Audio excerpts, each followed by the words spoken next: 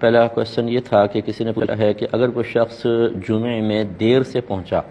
اور اذان شروع ہو چکی ہے تو وہ جمعے کی سنن پڑھے گا یا نہیں؟ دیکھیں، اذان سے مراد اگر پہلی اذان ہے تو یقینی سی بات ہے کہ اس کے بعد تو بہت ٹائم ہوتا ہے، پڑھے گا، اور اگر دوسری اذان ہے تو پھر وہ نہ پڑھے، کیونکہ ہمارے ہاں دوسری اذان کے بعد پھر متصلاً خطبہ ہوتا ہے، تو وہ خطبہ آرام سے سنے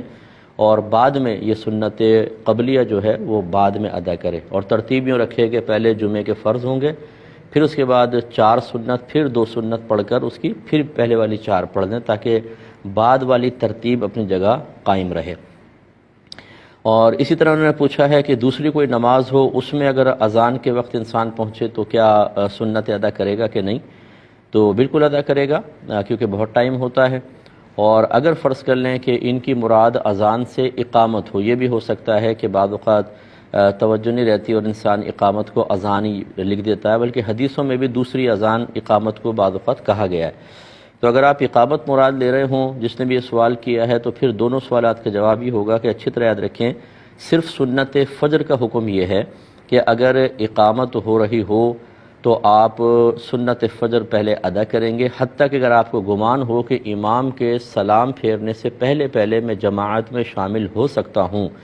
تو پھر آپ کو سنن علیحدہ ادا کرنی پڑے گی، کیونکہ سنت فجر کی تلقین بہت زیادہ ہے حدیث میں، اس لیے بعض نے اس کو قریب با واجب کہا ہے کہ یہ بہت زیادہ ضروری ہیں سنن، اس لیے ان کی رعایت کریں گے۔ باقی یاد رکھیں، کسی بھی نماز کی، ظہر ہے، عصر ہے، مغرب ہے، عشاء ہے، اگر ان کی اقامت شروع ہو جائے تو پھر سنن ادا کرنا مکروہ ہوتا ہے، فوراً آپ شامل ہوں، بعد میں سنن کو ادا کریں گے۔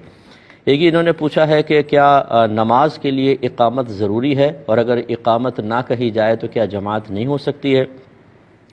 دیکھیں، جو ہمارے ریگولر 5 نمازیں ہوتی ہیں، ان کے لیے اذان بھی اور اقامت بھی دونوں سنت مؤکدہ ہیں،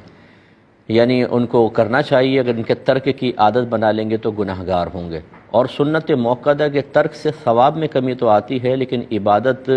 ایسا نہیں ہے کہ شروع ہی نہیں ہوتی، یا شروع ہو جاتی ہے لیکن اس کی تکمیل نہیں ہوتی۔ یہ ہوتا ہے شرط میں اور فرض میں، کہ اگر شرط نہ پائی جائے تو نماز شروع ہی نہیں ہوگی،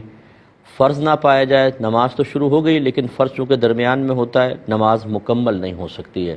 اور سنت مؤکدہ کا حکم یہ نہیں ہوتا، اس کے بغیر نماز شروع بھی ہو جاتی ہے، نماز مکمل بھی ہو جاتی ہے، لیکن ثواب میں کمی آتی ہے۔ تو آپ جواب سمجھ گئے ہوں گے کہ اقامت اگر نہیں کہی تو سنت مؤکدہ کا ترک ہوا، برا کیا، لیکن آپ کی جماعت پر کوئی فرق نہیں ہے، جماعت بالکل ہو جائے گی۔